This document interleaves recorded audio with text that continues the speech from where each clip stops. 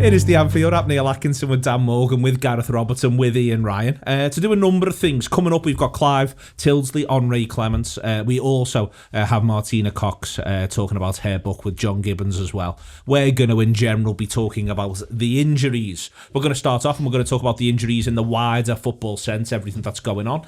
Then we're going to move ourselves forward to Liverpool's injury-specific crisis. And then we will close this off having a conversation about the January transfer window. And in between there, you will have Clive and Martina. Let's start off, though, with the reality of all of this. Dan Morgan from Liverpool.com. There is this little thing where, in the wider football sense, the footballers are dropping like flies, whether it's through coronavirus or through injuries. It is now noticeable that the coronavirus numbers of tests positive are increasing, and there is something else to point out as well, which is practically every game seems to be resulting in some degree of what always looks like a bit of a muscle injury for one player or another, whoever they play for. Yeah, I think it's I just wonder sort of within clubs now how much of the the strict sort of guidelines that they have for the players are changing, like how much they're changing their own goalposts with this, how much they're putting a player on the pitch at maybe 70-80% in the red, for example, as we've sort of come to define it, and how much of that is ultimately necessary. I mean, I thought it was interesting that Gareth Southgate basically now bangs the drum for the Premier League to rethink 5 subs when he's already took a full squad of England players away and used the majority of what he could in one game, which is fair enough to him. I don't think it's as simple as saying, let's stop these players going on international duty or whatever. That argument has never been a valid one, because people often forget that these players love actually going to their home countries and love playing for the countries. And also the national, in the same way we talked about when Project Restart happened, the football clubs needed the money. The national associations need the television money, not least because they're the ones who in not just in this country, but Slovenia as an example, who's bailing out Slovenia for the money that they owe when they couldn't play, etc., etc. Absolutely, yeah. So nothing on him or on international football or managers in general. But yeah, really sort of difficult for Liverpool, and I think Liverpool are sort of through, I'd put it through sheer bad luck in terms of injuries in a sense, but also through just being mainly, they're the team with the crown on their head, aren't they, and the team everyone wants to come at and the team everyone wants to beat, and to see Liverpool drop, I think obviously carries more weight than it does Sheffield United, for example, but the reverberations of such carry the same for each club, and the massive for each club. And I think it's going to get to a point where it doesn't matter if you can put 5 subs on the pitch, because ultimately you're then scratching in the 18s for players, and it's dire, to be honest. It's desperate. Gareth, you can have bad luck, and Liverpool in places have had bad luck. You can have bad luck, but then that bad luck has knock-on effects. So one of the reasons why, and it's not to connect all these things because we're not sports scientists, we don't proclaim to be, but one of the reasons why, for instance, Joe Gomez has to play every game is because Virgil van Dijk gets the injury. It's bad luck, it's the challenge from the goalkeeper, that's what does for him, but that's the knock-on effect. One of the reasons why Trent Alexander-Arnold, Liverpool feel he has to play every game is because they've got no consistent person to play right-hand side at centre-half, so you don't want to risk the whole right-hand side by, for instance, resting Trent. So it's bad luck and then it's exhaustion. But that isn't just Liverpool. So many of these teams have just had no pre-season worth of carrot. And we're not, there's every chance we're having this conversation again in 6 weeks, and we're talking about teams where 50% of the squad is out. Yeah, absolutely. I think it's just going to be a strange season, isn't it? It's going to be sort of, we're used to sort of seeing thoroughbreds going through a sort of a long distance run, and this is suddenly asking those very same thoroughbreds to be doing a triathlon, and they haven't trained for it, and so all of a sudden the goalposts have moved, and we're just going to keep on seeing this. It's just going to be a real slog. I don't think we're going to see huge numbers like we have done the last few seasons to win the league. I think that number will significantly come down.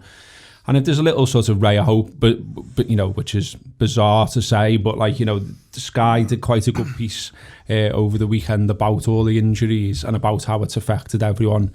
And they did the graph, and not surprisingly, Liverpool are right there at the top, but Man City are one ahead. They've suffered 16 injuries this season as to Liverpool's 15. And when you think that's one of our true competitors for the title, I think, then you can start to look at it and say, okay, well, things aren't that bad, because there we are right at the top. Here we are at the top of the league and all that. And equally with the Champions Champions League as well. You know, we've done so well to get all those points on the board. You know, it would take a huge slip now not to qualify for the next bit of the Champions League. So there's sort of opportunities there for us to manage this, and I think, you know, we've talked all the way through, you know, supporting this side, supporting Jurgen Klopp's teams, about the mentality. I mean, this is the truest test of it yet, but I think what you've seen so far still gives you hope. I think, you know, you look at players that have just come in from the complete cold and performed. Okay, Shaqiri's not going to play centre half, but why not? But I just let's think, live a little. But you know, like seeing players like him come in and perform to the level they have done tells you that behind the scenes things are as good as they can be in the circumstances. Is that the same at Man City? Do Man City feel a little bit more sorry for themselves? I'd suggest maybe they do. So I think Liverpool have got a mental strength advantage, but at the same time, I just think, you know, there's two aspects to this. You know, the emotional side of you as a football fan thinks, fuck's sake, when you see the injury list and, you know, Mo getting corona and all the rest of it. But then I think when you sort of take a little bit of a step back and try and use the more computer side of your brain, you think, well, we've got a good squad these days, though. We've got some good players at the club. We've got a good manager, a good assistant manager, good team, good mentality. And look, you know, it's no coincidence that players keep coming in like Nat Phillips and like Reece Williams and doing well. That's because they're coached really well. That's because the club, the culture is absolutely spot on. I think at other clubs, and even at Liverpool in the past, you know, you would almost use this situation to go, oh, fuck that, then that's the season done. Liverpool won't do that. The idea of what Liverpool do and have done in training, I think hits in here, Ian, in terms of what Gareth's saying. There is still that frustration that the manager didn't get it the pre-season he would have wanted. It could be worse. Let's be absolutely frank about this, and for once quite magnanimous. Both the Manchester clubs as an absolute wreck of a pre-season, and if I genuinely believe that if that had been us, you would have heard a lot more from our manager about it, given the stock and store he puts in the way he coaches these players. But as Gareth says there, all these players have been now working with one another with this manager for some time. In a lot of cases, they've got a lot of experience of what the demands are and of what you need to do to be a Liverpool player in these circumstances. Yeah, I think that's fair. I think on the wider point, I remember reading an article that alluded to the fact that clubs are used to managing players in a certain way. So in a typical season, you've got the summer, then you've got your training camps, and then you've got your pre-season, then you've got your games. There's all these transition points that clubs are used to managing, and at each turn there's probably higher risk of maybe muscle injuries. All that's off the table now. It's a totally different landscape, and clubs are having to manage it in a different way. There's challenges there. Obviously some of the best medical staff work for these clubs, so I'm sure they can manage some of these challenges, but it is a challenge nonetheless. And I think it is extremely difficult now for clubs to work their way through a season. And sometimes you don't actually know just how bad it's going to be until you're in it. Neil, you were doing shows every week, every month, a lot of games, you know. I'm on my walk like that. Yeah, a lot of games. Be fine. When you're in it, fuck me, there's a lot of games. Where are these internationals coming from? There's 3 a week. You know, you're thinking, no one told me about them, and no one wants to give anything up. No one wants to let anything go. So you said before, the FAs, the hemorrhaging money, well, we're not letting those friendlies go. There's international tournaments on the horizon. We've got to have these qualifiers. Okay, what can we do domestically? Could we give the League Cup up? No, because the little clubs need the League Cup. Could we compensate them? No, we're going to play the League Cup. Okay, we'll play the League Cup. But something had to give, and nothing has. So now we're flogging these lads. And listen, I'm someone who likes to see lots of football, but there is a tipping point, and we're flogging these lads now to the point where the product is becoming worse, and you're going to see less and less of the better players. You're going to see scratch sides at times, and it is the same for everyone. But it's not great. It's not a great place to be. And you're thinking, could they have done something? Could some clever people have got around the table and thought this through a little bit better? On the idea of the product, I think you see it Liverpool versus City, Dan, looking back on that game now with the benefits of a fair bit of time. The last 20 minutes especially genuinely feels like extra time in a summer tournament game. It's almost walking football from both sides. It felt like both sides, there's a little bit of a tacit something of, we're all right here, aren't we? Maybe if an opportunity comes up, we'll get after it. That is something I think we may well have to be prepared for. Our next game's against Leicester. It's a massive match. Both sides will be determined to win. But there's a part of me that wonders if the game feels determined one way or another on about 20 to go. If both sides might just think, you know what, we just get out here because both have got European commitments in the week. Yeah, I wonder if there's a sort of mindset within Liverpool now in terms of how many of the next 12 games they can win in the first 30 minutes, for example. Like how much you can just, as Liverpool, kill hearts and therefore kill legs and kill minds. And I think that to do that in an opening 45, for example, is going to make life a lot easier, because, as you've rightly alluded to, I think a lot of teams will take the fate that's given to them if the game's requiring a lot more in a second 45 than it is in the first to get back into it against a side with a name like Liverpool. Then yeah, that's an example of where this could go. The City one's prime, but I think the other thing to counter in all of this is, again, there's a lack of fans, and we're talking about a product already being watered down. This becomes to the point where the gravitas of the whole enterprise gets questioned to a degree for me, because you cannot ask people to invest emotionally as much as they do and then give them what is essentially what looks like a simulation at the end of the week that none of us feel in any way, shape or form attached to in the way that we once did. It means it's different though, doesn't it? It means it's a different ball game. So people are sort of saying all the time, like, which of these other teams who are about could genuinely challenge? And I've got to say, I keep thinking maybe Tottenham could, because Mourinho's a proper arse, doesn't give a shit anyway. And when there's no fans in the ground, you can arse your way to a result all you want, and no one's going to complain about it. At home as well. Yeah, at home as well. That's what I mean. I just the other thing that I thought what you said before, Dan, was really interesting, and just to take that on, I wonder among all this about the sort of darker arts in terms of what we don't know about. So you look at that massive injury list Liverpool have got, but for instance, Robertson plays the game that counts, and then in his interview straight after goes, felt me hamstring there, And I just wonder, and I'm just putting it out there, but is someone at Liverpool, is Robertson himself going, I've played the one that mattered, and now I'm not playing them with the ones because I want to get back and be all right for Liverpool? As the same happened with Henderson. Sterling as well, let's be honest, because it's because we used to say it all the time about Ferguson, didn't we? Like Giggs never played for Wales and all that, and we all used to sort of half laugh at it, the reasons why he wouldn't play. But are Liverpool maybe manipulating that now? I hope so. Because if they're not, they should be. Yeah, exactly. Yeah. Okay, we will go over now to Clive Tyldesley, me speaking to Clive Tyldesley about the late, great Ray Clemence. Neil Atkinson joined by Clive Tyldesley to talk about Liverpool's legendary goalkeeper, but also Clive's lifelong friend, Ray Clemence, who passed away on Sunday. Clive, it's a difficult conversation. I know it's a difficult conversation almost in a sense to have with you, because we are talking here not just about a Liverpool great, but someone to whom you were very close. So to sort of take these bits in order, the first thing that we have to say on the Anfield Wrap is that this is a man who won everything there was to win with Liverpool, was the linchpin of a defence that was the driving force in making Liverpool the worldwide name it is today. There are few Liverpool icons whose passing should be mourned, but also whose lives should be celebrated as much as Ray Clemence. Absolutely. And I was fortunate enough, obviously, to see him play quite regularly. He was a great's an overused word in our game, in life, but he was definitely one of the best three goalkeepers in the world in his prime, and that prime lasted a lot longer than Liverpool thought it was going to do.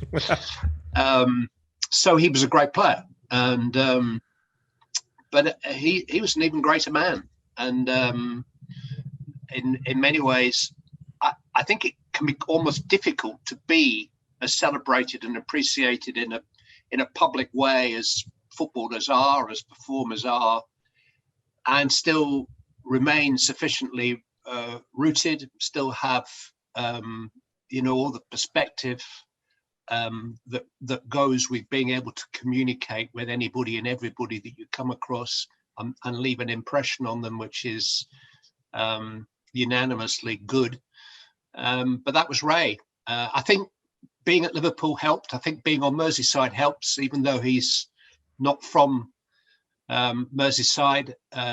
He regards it as home. Talk about the great teams I've seen. Ray and V are one of them.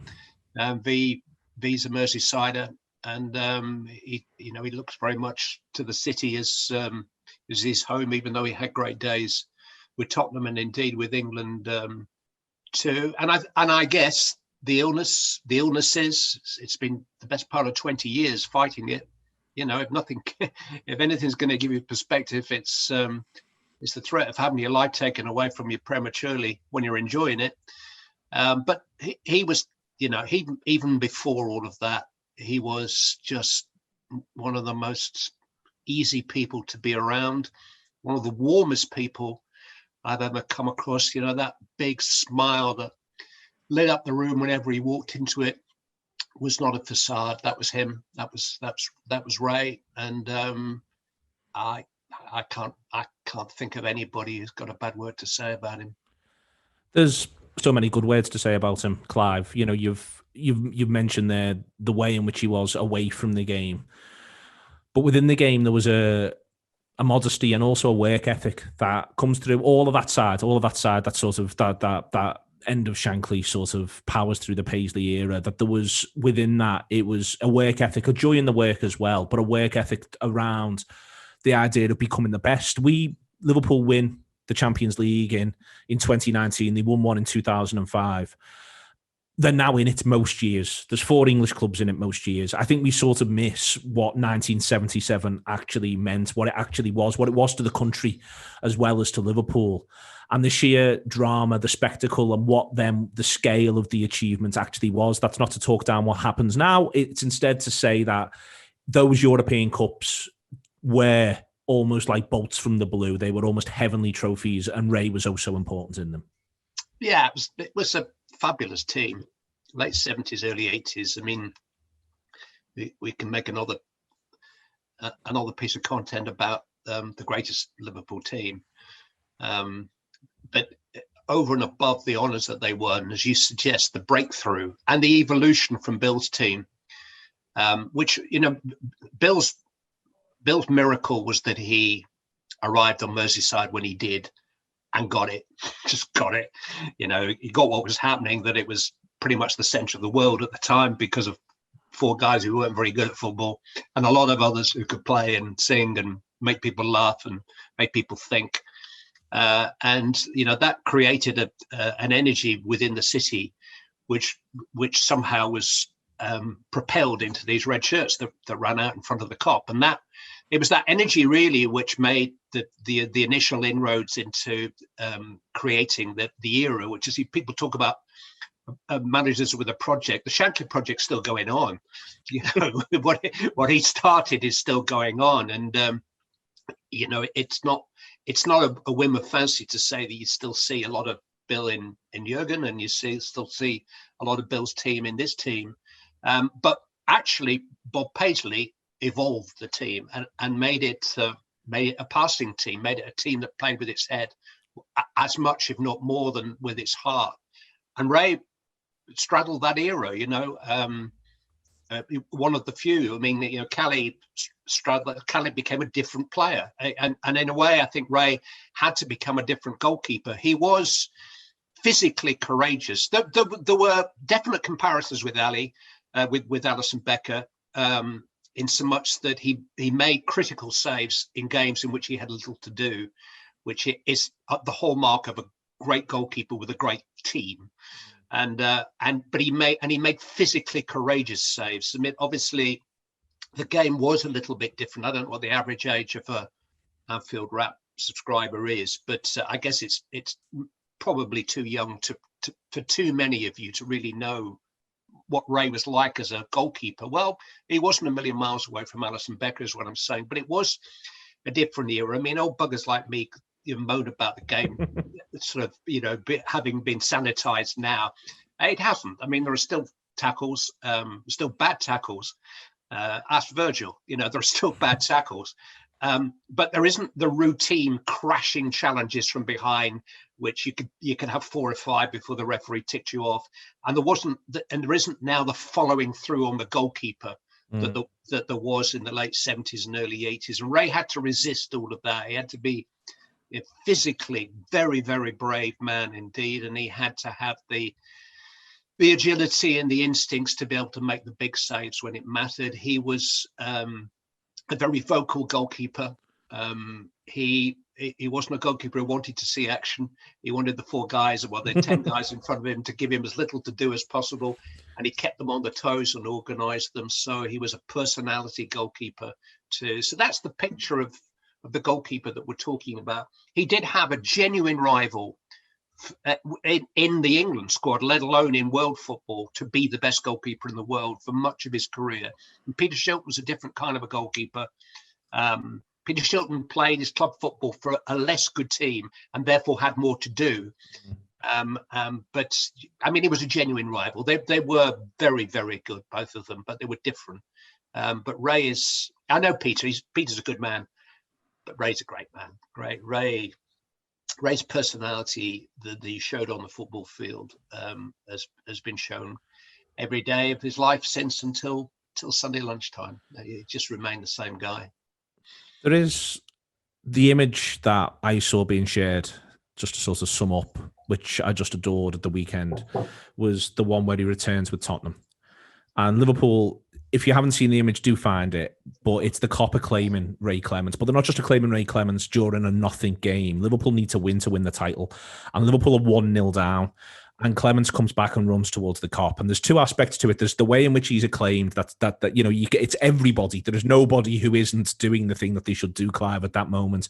But it's also like Ray bristles with energy in terms of returning that acclaim. Like it's fizzing out of him almost, like this thing that's happening to him. And you know, that's my sort of, from as a supporter, as a younger supporter, having grown up watching the videos, having read the books, that's my sort of defining memory. And I can see you're nodding away there.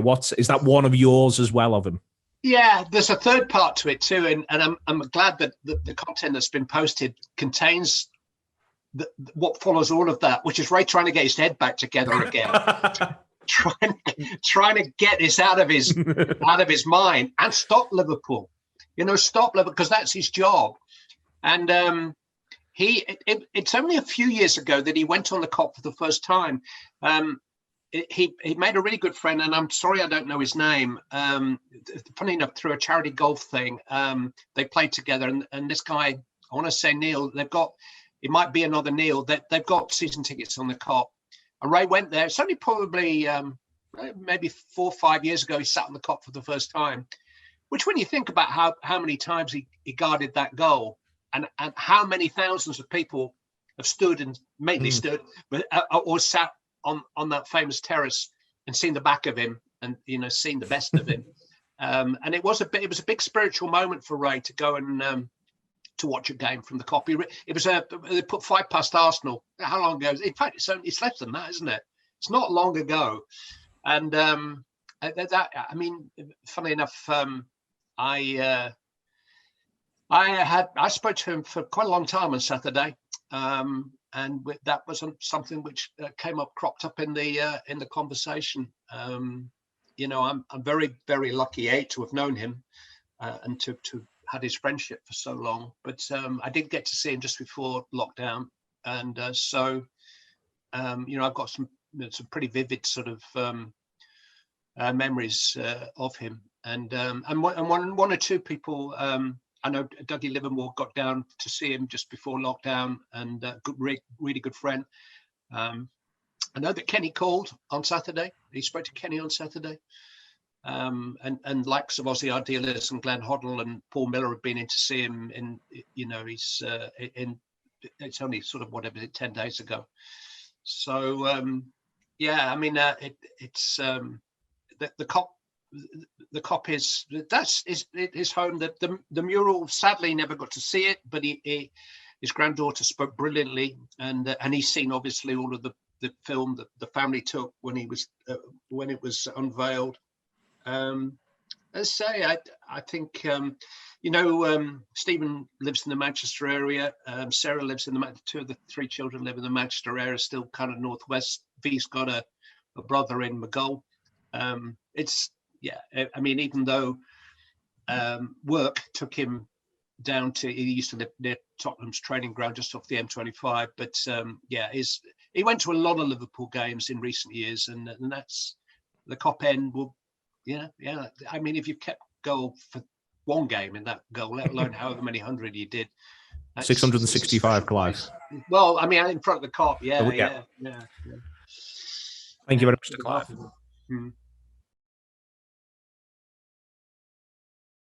Welcome back. Thank you as ever to Clive. An absolute pleasure to speak to him.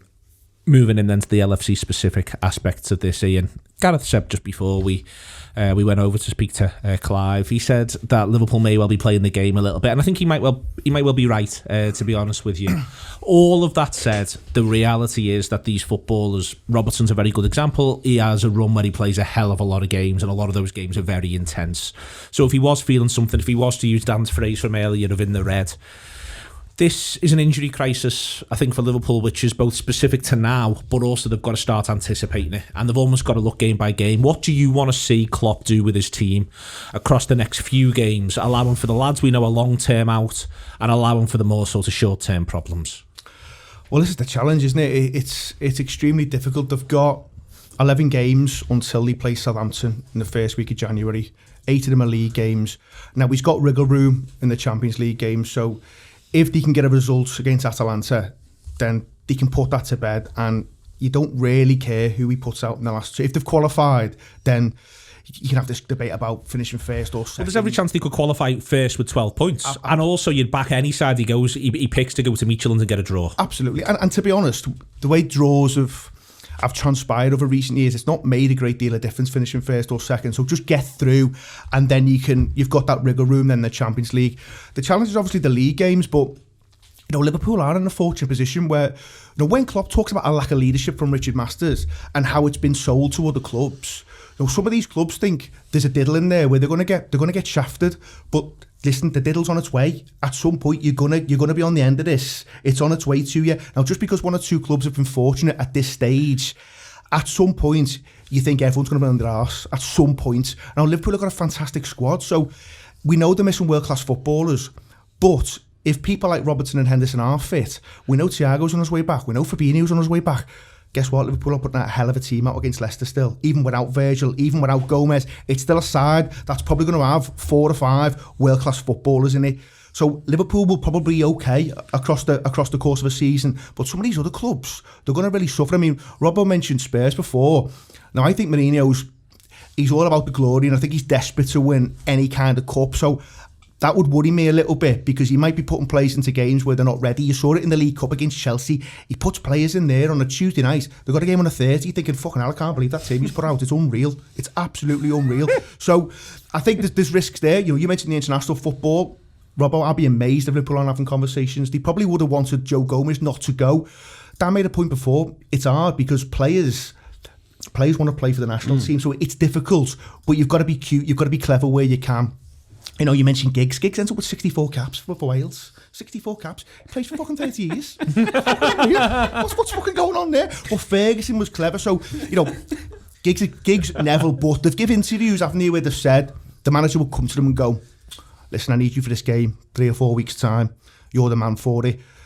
Whether you're going to be taking people on, whether you're going to be stopping the opposition, you're the player that's going to win us that game. And they're thinking, fucking hell, it's fucking 6 games till then. What's going on there? I'm not playing till then. He's like, no, I need you for that game. So you've got to have these conversations where you've got to be clever with your own players and just plot their course, because some will be able to go more than others, and there'll be some who just, they need to have those regular breaks. And the Gomez thing was really unfortunate, wasn't it? Because before the injury, and it's not hindsight here, because Gomez has had injuries, you're thinking it'd be great to give Gomez a rest, but he just couldn't, because they didn't have the extra men in the squad to be able to allow him not to play, and he's played, gone away with England and suffered the injury. It's the toughest challenge for any manager this season, but we have got the best in the business. Well, on that, I wonder whether he's got a big circle around December the 12th onwards, and then 2 smaller circles around Leicester, and particularly around Wolves. And I wonder whether your sort of plays in cotton wool argument of Matip, Fabinho, Thiago, I think he's looking at maybe Leicester, I think he's looking at Wolves, and he's saying, I get them on the pitch for them games, guaranteed. Like, I wouldn't surprise me if Brighton away is a fucking mad team. Like, absolutely mad, to the likes of which we haven't seen in a while under Klopp. And I just wonder whether this team we see against Leicester on Sunday isn't a team that gets maybe seen again until Wolves, and then again until that run from Fulham onwards, because I think that's when Or maybe even Tottenham, maybe even Fulham's a bit of a mad team, and Tottenham, he thinks, right now, that's when I put me absolutely all chips on the table. Yeah, but sort of Tottenham then here on in is, okay, it's everyone as fit as we can on the pitch. And then you gamble, then you get the Atalanta result and you qualified. There's just on all of it as to how he thinks about it, how he does it, how he works through it with them. He finds himself, I think, Gareth. There's obviously now a shorter gap between Liverpool and Atalanta, but there's part of me that I think people I saw a few people when they moved the game to Sunday night. Klopp will be livid. There was a part of me thinking, I think he might like the extra day. He might just like the extra day and think, you know what, Atalanta is what it is. I've got to cop for something, so I'll bite this bullet, get one more day with them, be able to assess them, and go from there. I think that there might be a series of surprise selections, as Dan's saying, but at times it might be surprisingly strong. Where's that come from? Because he's getting information about what they're doing in training and where they are. And the other thing I think we need to remember is we always just sort of talk about the players as the players. They'll all be at different places on their own individual bar charts, so there's not one answer for them. Yeah, no, exactly. I think it helps us that, you know, both Leicester and Atlanta are at home as well. So, you know, while he has sort of lost the day in a way, you know, at least they're not sort of travelling around and things like that, because we know the toll that takes on them. But what I take heart from as well is the amount of people that have been introduced to the first team environment over the last sort of 18 months, 2 years. So, you know, all of a sudden now, if you're saying Nico Williams gets dropped in, well, he's not getting dropped in cold. He's been and done it before. Curtis Jones now is basically a senior player for Liverpool, which sort of goes forgotten sometimes. Then you've got the older heads. Obviously, Milner can literally play anywhere near enough that you want him to. He's your break glass. You know, you got Simicast, which everyone seems to have forgotten about. He'll want a game of footy at some point. It'd be nice if he turned up. Do you know what I mean? So, and then you're on to Jota and everything else. So, you know, I like I said before, I totally understand why people are stressing and getting panicked about all this. But equally, I think Ian said it before. You know, look at the players we can get on the pitch. Look at the players we will be able to put out in this run, and it's still all right. It's still all right, you know. And we just have to hope. You know, there is a stick and plaster aspect to it. There's no doubt about that. But you know, on the dark arts and on the management of stuff, the other stuff I've been wondering about is like, well, where's Thiago really at? And, you know, did they sort of hang on with him and say, listen, we won't put you out because then you'd have to go and play in an international. And also you played all the way through until the last possible game last season. You went as deep as anyone, deeper than any Manchester City player, any Manchester United player. How do we get you into shape so you have a really strong last 25 games? Don't worry about the first 30. Exactly. So, you know, all of this will be thought about. You know, no theory that anyone ever comes up about as someone at the club not already had. I'm convinced of it these days. I don't think. You know, I don't think we've got. They're not listening to this going, have you heard the lads in the Anfield Wrap? That was interesting. What, lie about the injuries? No. But you know, once upon a time though, you would be like, what's the club doing? And like you know, like well, you know, with all these injuries, I was waiting to see someone do it. I almost did it myself, and then I thought, it's such an old joke now, and look, there'll be loads of Reds who won't even get it. But you know, like, all these injuries start to mount up, and I was thinking, when's someone going to mention Phil Bozeman? And it was like, you know, there was a sort of, all these injuries happened at one point, and I remember then everyone was going, well, if it's something to do with the training, change the training. But, you know, this isn't that. But yeah, it's so scientific these days, and we know even more so at Liverpool, that you've got to trust them to get through all this, and it's going to be mad, but it's going to be kind of good as well.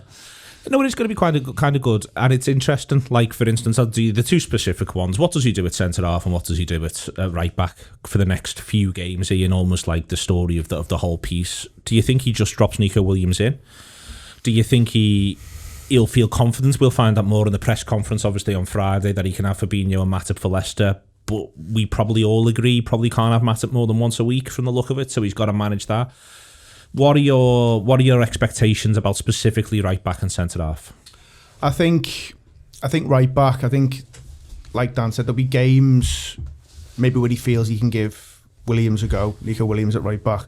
I don't think Leicester's one of them, if I'm honest. I think he'll look to maybe an old head. It might just be James Milner there, which is not ideal. We know Milner he can play 8 positions, but he can't play them all in one game. No, but he might have to cop for right back, because if there's enough midfielders back, so if all of a sudden he has got Henderson and he has got Thiago and then I agree with the Thiago thing, because I think if he'd have played in the game before the international break, then he's going away with the international team. That's a pain in the arse. You don't want that. We'll cop for that game. It's about copping for stuff sometimes, isn't it? So we'll take it on the chin, that game that you can't play, but it means you haven't got to go and play 2 or 3 for the international team. We get to keep you, we get to work with you, and you get to go again. I think he'll be fit for Leicester. I think Fabinho, in terms of the timescales that were initially outlined, he should be there or thereabouts.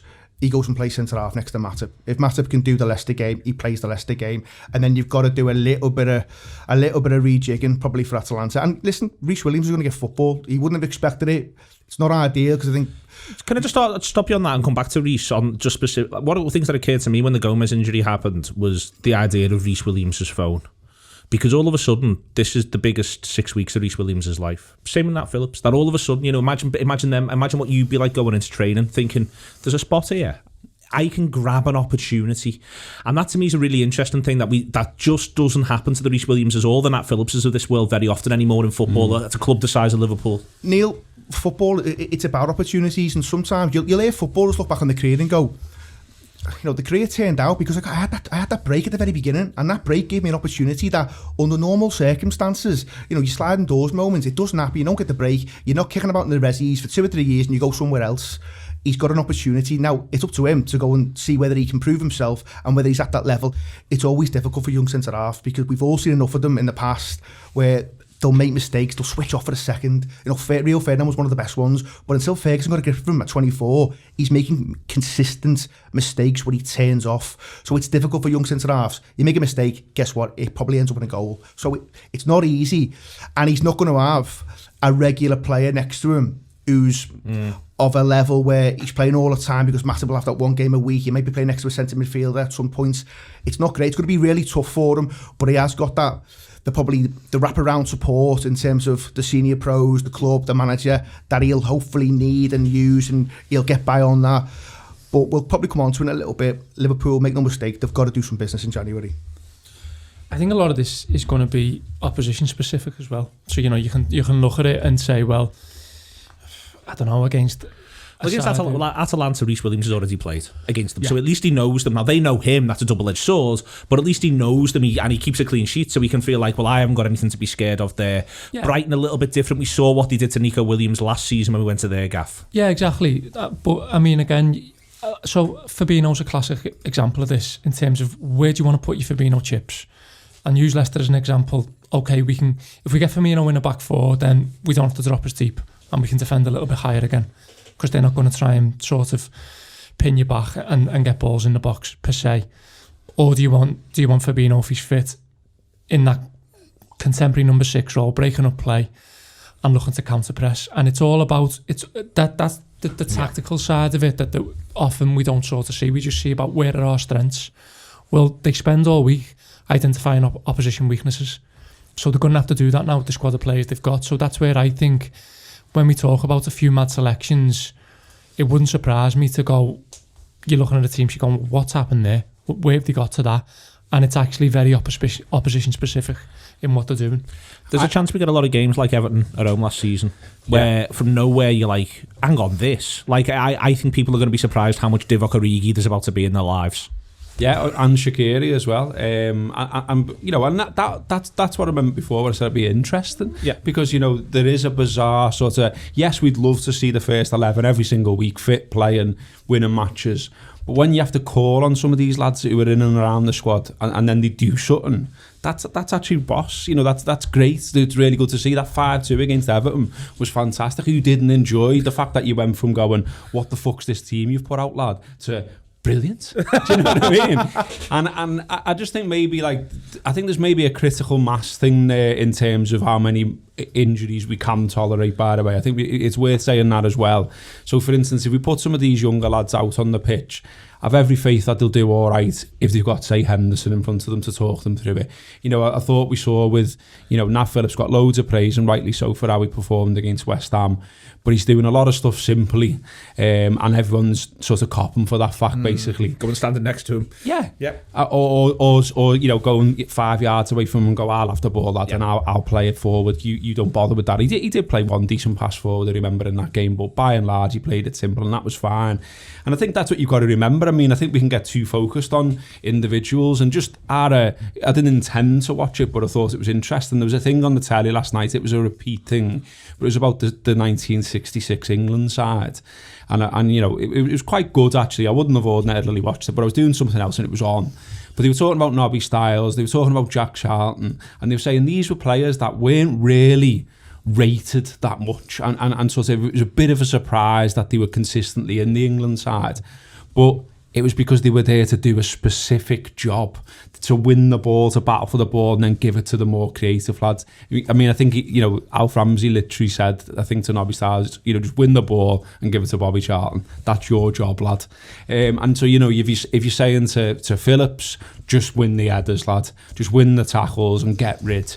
You know, we've played from the back and we've seen all the silky stuff, and we've seen Van Dijk's brilliant passes, and we've seen Gomez bringing it out, Mata bringing it out and all that. We might have to just cop for the fact that we go a little bit more alehouse at the back, but we still got all of our lads up front. Are you expecting, for me, when we talk about specific games there, I think Dan's circled a few of them quite neatly, Leicester, Wolves, Tottenham, 3 home games coming up. If they can get Thiago and Henderson on the pitch, I'm expecting to see Thiago and Henderson on the pitch, Gareth. I think the attacking aspect almost sorts itself. I think whenever Sadio Mane's fit, I expect him to play because of the nature of the athlete he is as much as anything else. They might be a little bit more careful with Salah maybe, but I'm expecting that. But for me, the thing I'm expecting to see is whenever Thiago and Henderson can both be on the pitch, they both will be. Yeah, absolutely. And I think, again, you've got to think about what a problem that causes then for the opposition. Yeah. That you can get too focused on the fact that, you know, you mentioned Milner before, and, you know, the minute you're thinking of Milner in a back four against Leicester, you're thinking of Vardy fucking knocking it past them and see you later. But, you know, if the ball never gets to Vardy, and if Liverpool dominate possession, which they probably will do against Leicester, but they do something with the possession, you've got Thiago picking out balls that no one else can see bar him, then all of a sudden Leicester have got a problem, haven't they, not Liverpool? Yeah, and to be honest, I mean, you play Milner there, of course, there's a chance that he can get done for pace at times, but he is an experienced pro, and I'd back him over maybe a young kid who's not got the experience. I think Liverpool at times, you know, we so used to see them playing a high line now, but all of a sudden, if you've got a Fabinho and a Matip in there, then they can't play the same way as a Virgil van Dijk and a Joe Gomez. They can't. You've got to take the opposition into account. We know how good Jamie Vardy is on the counter and on the break, and you've got to accept sometimes you may have to drop 5 or 10 yards and just respect what the opposition have got.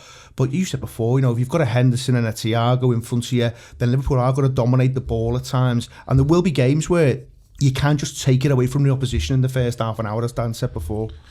Just very, very quickly, we play Leicester next. Schmeichel was subbed off after the head injury playing for Denmark. Fofana withdrew from the France under-21 squad with a scan on his knee. Soyuncu is out. Daniel Amate is out. Castagna is out. Ricardo Pereira is out, going right the way through. All the way through this season, what's happening to us will be happening to other people. They may well play a back three of James Justin, who me and you watched, who I don't think looks good enough at right back. Johnny Evans and Christian Fuchs. Christian Fuchs, they've spent 3 seasons trying to get rid of. Mark Albrighton and Luke Thomas as wing backs when they come to Anfield. Leicester. Fuchs now? Is he about 50? Yeah, honestly, every year I think he's going. The point here, Dan, is that this is what we're coming up against. I'm not interested in feeling sorry for ourselves. Firstly, as Gareth says, I think it's really interesting, but in terms of what we do. But the other part of this is, yes, they'll have Vardy, they'll have Maddison, they'll have Tielemans, they'll have Pratt. These are really good players, Leicester. But in the same way, well, we think we'll have Mane, we'll have Jota, we'll have Firmino. We think we may well have Henderson and Thiago, we'll have Gini Wijnaldum. And you've just got to look at what Leicester might have to do to go, well, what could Liverpool do? Yeah, and also we've got a process that everyone backs and trusts. And I think I got referenced earlier, but, you know, this management team will give whatever 11 the best information possible to go out on the pitch and get a result.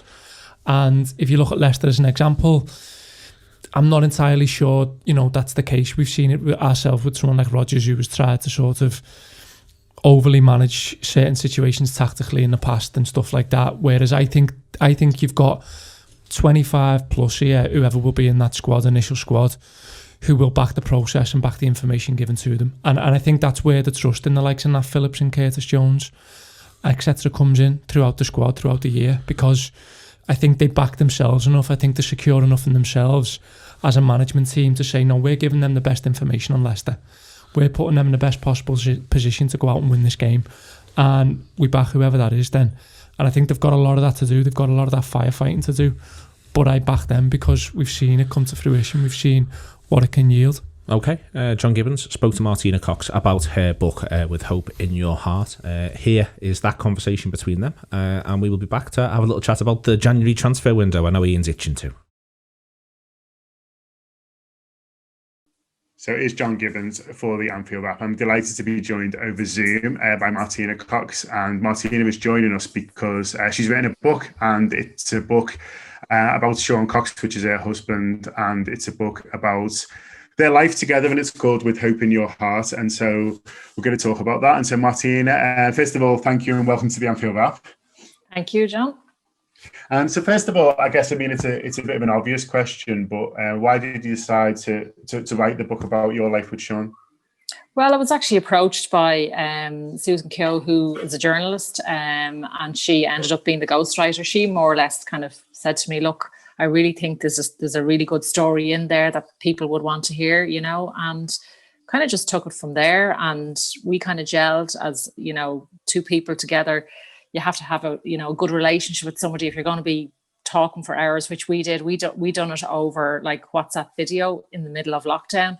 So it wasn't like we were face to face doing it, which is kind of unusual as well. But it worked. It worked really well. So it's a great book. I really enjoyed reading it, and I was sent over a copy last week, and I thought I'll just read the sort of the Liverpool-y bits for this, and just but loved it all, and it split into before and after, and it was really nice reading about your relationship and kind of, as I say, getting to know you both kind of through that. I thought it was really nicely written, and I loved the story about when you first met and you were basically ignored because there was a game of footy on. Yeah, well, that just goes to show, like, from a very, it was in Sean from a very early age. It wasn't just football; it was golf, it was whatever. He's just a sports fanatic, really. Yeah. The bit I really want to focus on with you, Martina, if you don't mind, is the after part of the book. And as I say, the before stuff, is beautifully written, but it's there for people, and it's better in your voice, certainly, than mine. But I think the after is, I found very uplifting, and that's what I want people to sort of, to get from that, because obviously it was a horrific thing that happened, but the support you received from the people of Liverpool, from Liverpool Football Club, and we'll come on to from football fans generally, is a really kind of, as I say, an uplifting element to this kind of awful incident. And it's fair to say that support was there from almost from night one, really. And I was really touched by the story of you sort of being in the hospital and being approached by, I think it was Tony Barrett, who came to you and said, basically, whenever you come over, here's a number and this person will organise your accommodation, your flights, and just look after everything for you. And that must have been a really kind of touching thing, not just from a financial point of view, because money's important, but from a point of view, if that's something I don't have to worry about for this period, and I can just Tony Barrett came on the scene literally the day we arrived, which was the first day. It was the Wednesday, it was the day after, with I think one of the chaplains, and he came and met myself, and Peter and Martin were there at the time. And, basically we're there, like, kind of, it was very early days. We didn't really know where we were at, what it was, touch and go at that stage with Sean. We didn't know what the outcome was going to be, but they basically were there to say, look, we're there, in a very kind of discreet way. Like, they gave us, their cards and said, look, anything you want, just, we're at the end of the phone, and kind of that's the way it was. But, Tony did check in, and he came up a couple of times to visit, just to make sure, to see how things were and how we were, and if there was anything that we needed as such. Yeah, so that support was there from, as I say, from the first night. And you mentioned Peter Moore there, who I know you've spoken to, on a number of occasions now, and had that sort of long relationship with. And you talk in the book about how there was maybe not necessarily an expectation from you, but a fear that well, this will go away, and we'll kind of get forgotten about it as such. After the sort of few weeks, and he made assurances to you that wouldn't happen, and it's fair to say they've been kept. Yeah, absolutely. I mean, right from the word go, we obviously met Peter Moore the first time in their offices, and we had a good chat. And I suppose at that point it was like, what can the club do for Sean? Obviously they didn't. I mean, what happened didn't happen on their grounds as such. It happened outside. But Sean was a long-standing Liverpool fan, so they reassured us that they were going to help in whatever way they could, and that's when they came up with there was lots of different ideas, and obviously out of that came the football match in the Aviva, the Liverpool Legends match, which was hugely successful, and they'd done the bucket collection in Liverpool, so it was fantastic. Obviously, very, very soon after the home leg against Roma, we travelled over there, and you forget sort of how quickly that was after that game, really, and how much was done from Liverpool fans to show support from Sean. The banner that was made by Peter Carney, who was in with us this week. I know how much work Peter puts into these, but I didn't realise until I read your book that he'd been up all night, I think, around his birthday and everything, making sure that it was perfect. That must have been an amazing comfort to you. Yeah, I remember actually that night, because we were obviously still in Liverpool and we were watching it. We were actually having something to eat in a restaurant / kind of pub, and the lads, of course, I think Martin was there, and I can't even remember who was there, but we seen them. We were looking at the match, and then the flag came up, and we were just like, I mean, quite emotional seeing what they had done for Sean. Like, it was just like, Sean is part of the club, and they'd done this for him. Like, it was lovely. It's a lovely touch.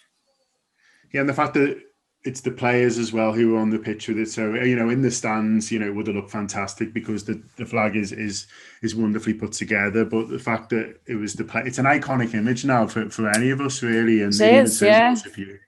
I mean, it's been everywhere. It's been a lot of different places. It's still in the COP at the minute. So, it's amazing, really. And it's just, it is kind of iconic, really. Yeah. Obviously, a lot of people connected with the football club wanted to get in touch with you and show you support. There's a really funny story around Kenny Dalglish, which I hope you don't mind telling on here. It's in the book, but if you don't mind, it's I think you experienced firsthand what it is like to be around Kenny Dalglish, and that is that everyone else pales into insignificance. Yeah, I mean, we decided that, obviously Tony Barrett actually said that he wanted to come in and meet myself and Jack, and Sean's cousin Richard was there at the time, because there was lots of people coming and going. So Tony arranged the visit. He knew, obviously, at that stage Sean was still, in a coma. So he just said he wanted to meet the family, just to kind of, offer his support as such. So the arrangement was that we'd meet not in the hospital, just at the back of the hospital where we were staying. So there was a couple of, there's like a little coffee shop there. So we were sitting waiting, and then, Kenny and Tony Barrett arrived, and I swear to God, the girl in the coffee shop, she nearly fell over her feet running out when she seen Kenny arriving, and asked, she's like, what do you have to drink, Kenny? And he was like, I'll have a cappuccino. She never asked the rest of us. We were just sitting there waiting, and she was just so busy, so entranced by him and what he wanted. It was funny. Like, it really, we all just laughed, and you could see people were going by and they were all recognizing him, and they were getting pieces of paper out of their bags and pens, and of course Kenny, as he does, obliged absolutely everyone that was there. Yeah, no. Yeah, and he spent a lot of time with us. He gave us a lot of his time, and he was just really there, just kind of just giving us support, and saying how awful what had happened, that they were appalled by what had happened to Sean, and just it was like, whatever we can do. And he actually presented me with a lovely jersey a signed jersey for Sean as well, which we have framed. And really nice. Yeah, no, fantastic. And obviously the big man as well, Jurgen Klopp, has been, speaking to you for quite a long time now, in those early sort of days after, and right up to writing the foreword for the book, which isn't bad. And I know jumping on a Zoom call with you a couple of weeks ago as well. Yeah, he zoomed into Dunboyne and County Meath, which was lovely. It was really nice, and Sean was obviously there as well, and Jack and Sean's sister Sinead, and we had a really good chat. And he's just like, he's not just a manager, like he's a dad, he's a family man, so he gets all those things, but like as he said as well, like it's football is really important, but family equally is hugely important as well.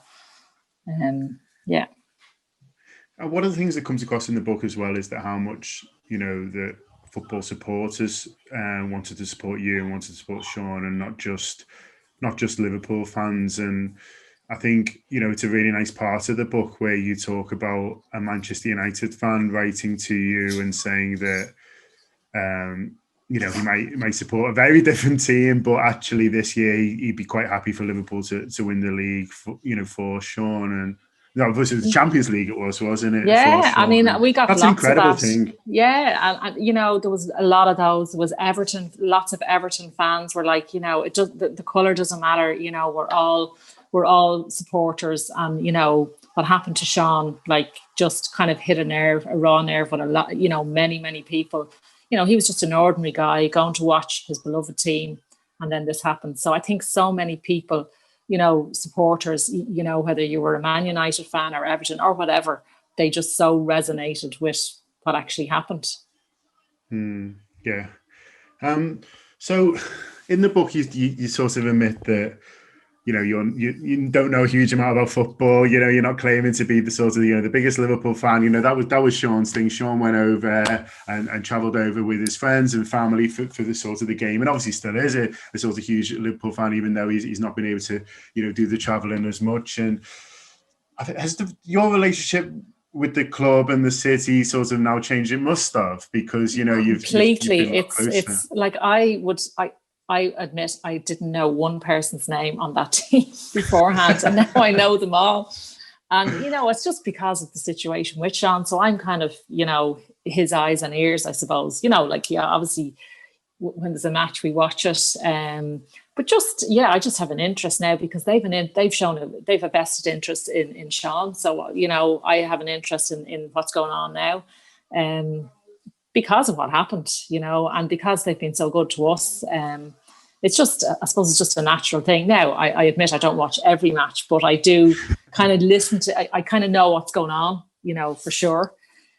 Something I never dreamt I'd have to do, but, it's like, you just do it for Sean because, it's makes him happy, Yeah. Yeah. So, what would you do? I guess this is a way to speak to a lot of Liverpool fans now, and there's a lot of people, thankfully for us, kind of listen to sort of what we do, and what would you say to the listeners who have sort of supported you, financially, which has obviously been a massive help because Sean needs round the clock care, but also those letters that you sort of received, what would you say to those Liverpool fans? Well, just like a massive big thank you to everybody who supported Sean, who sent cards, just whatever they done, everything was so meaningful. There was, even when we stayed in Liverpool, there was cards coming into the Walton Centre, saying, we're Liverpool supporters, we're Irish. There's huge connection with Liverpool and Ireland as well. Yeah. They're originally from Mayo or wherever in Ireland. We've got a spare bedroom. If any of your family are coming over, feel free to contact us if there's anything you want. If you need a lift to the shops, anything. People were just outpouring. They just wanted to help. And so really, like, I just want to say a big thank you to everybody. People are just, when the chips are down, people really, really kind of all come together, which is fantastic. Yeah, one of the positive things about humanity, absolutely, definitely. Yeah. So finally, just before we let you go, how is Sean? How's he doing? Yeah, he's good. He's he's doing a lot better since he came home.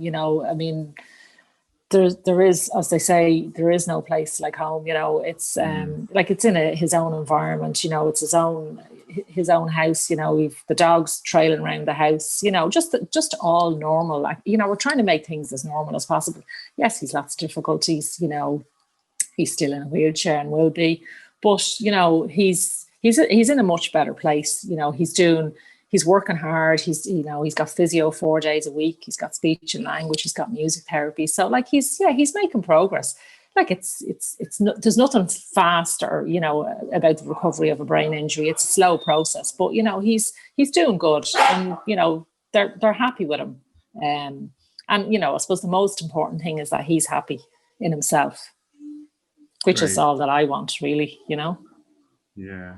No, that's lovely to hear. That's wonderful to hear. So the book, anyway, is called With Hope in Your Heart, The Sean Cox Story by Martina Cox. And obviously, she mentioned written that with Susan Keogh as well. It is out now. I would encourage people to buy it. It's a lovely story. And, it's, as Jurgen Klopp himself said, they're full of love. And if Jurgen says that, then of course it is true. So, but Martina, thank you so much for joining us over Zoom. I really appreciate it.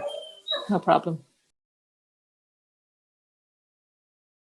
Thank you very much to Martina and to John. Do check the book out.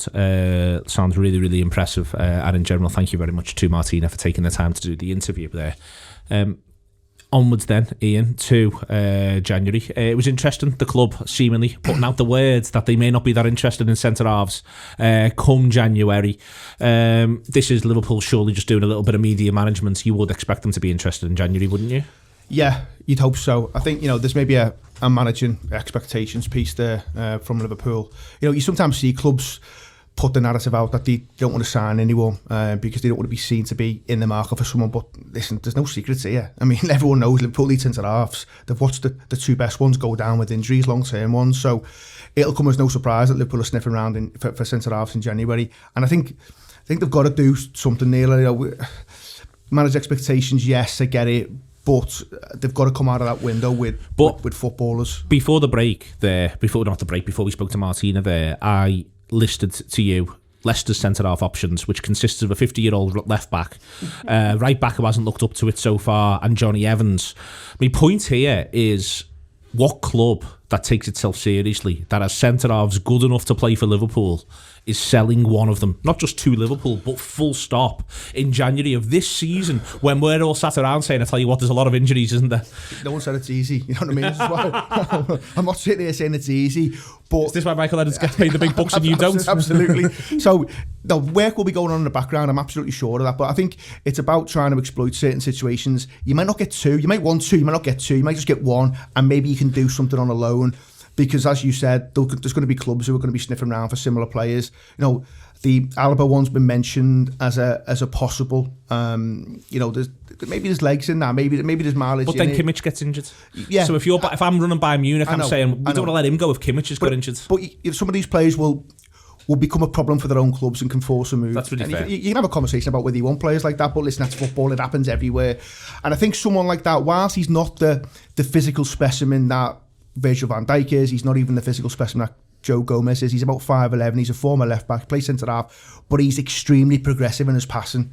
His passing metrics are off the scale, they're brilliant. He offers a lot, multiple positions, he can take set pieces. I remember reading an article where he used to model himself on Juninho, the ex-Lyon player.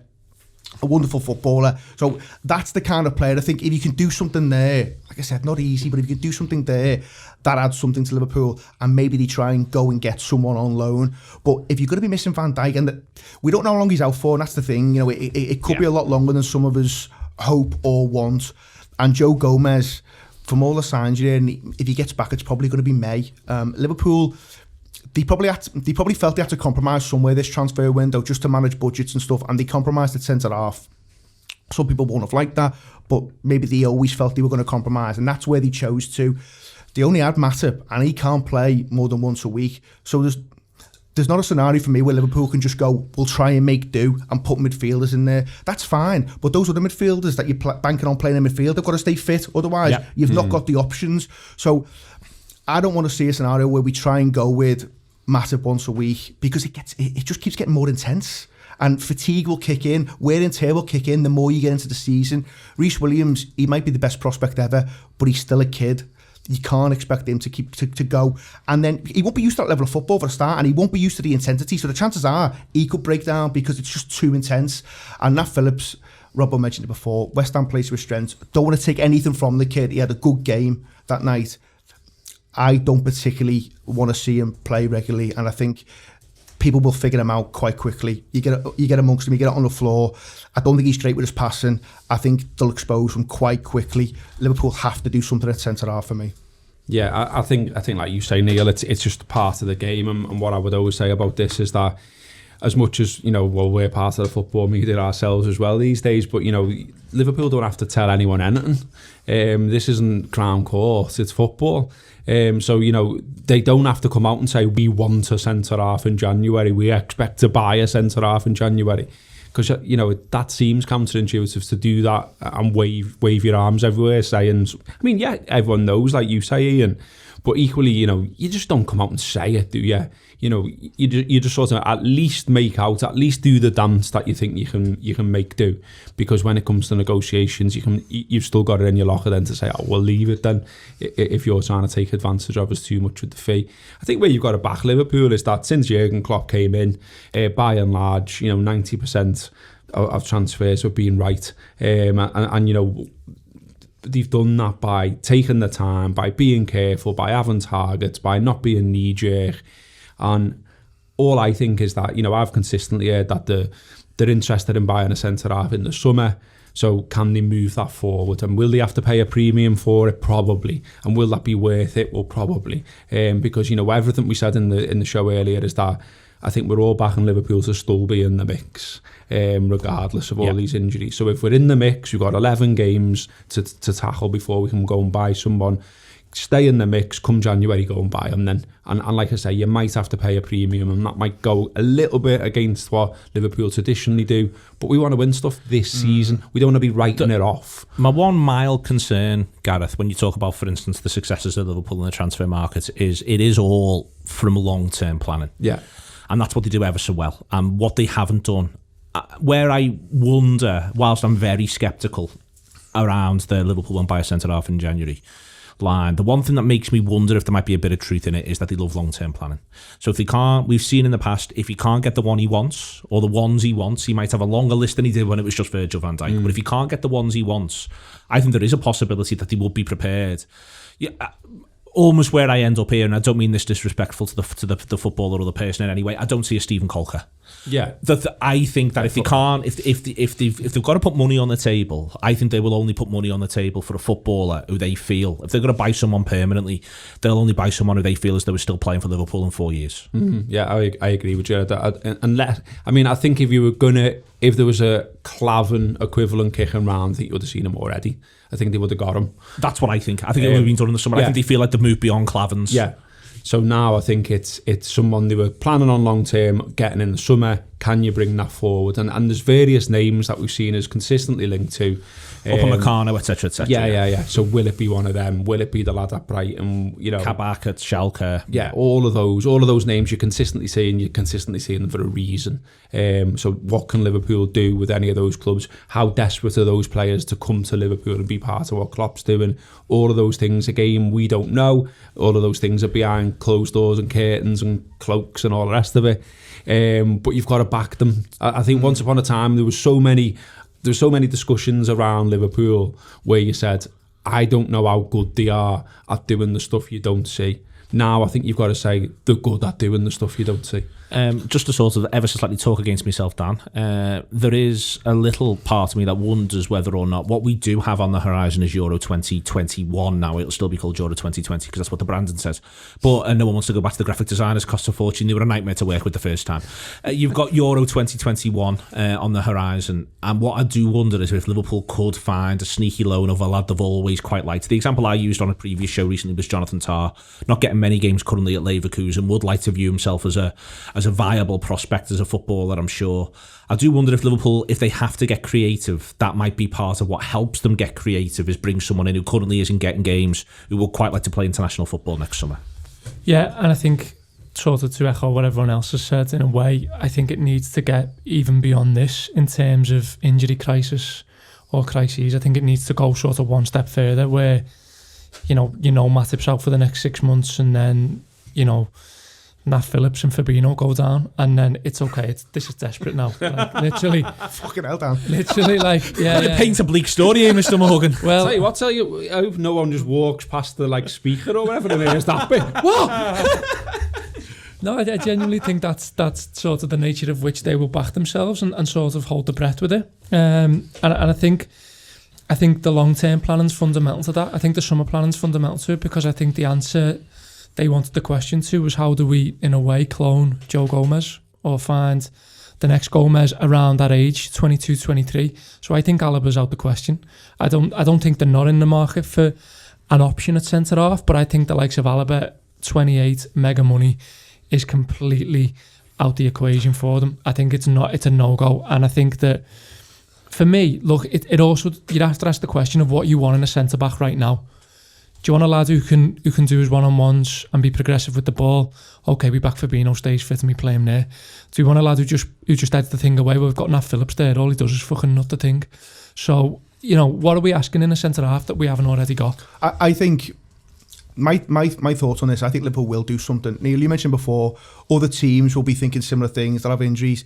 Liverpool's situation is very, very specific, because it's two centre-halves that are out for months and months. I think if you're managing a season where... And you've got someone out for 3 weeks. Yeah, 3 weeks, 6 weeks, listen, we've just got to take this on the chin. It happens. We'll manage it internally, because we can do that for that amount of time.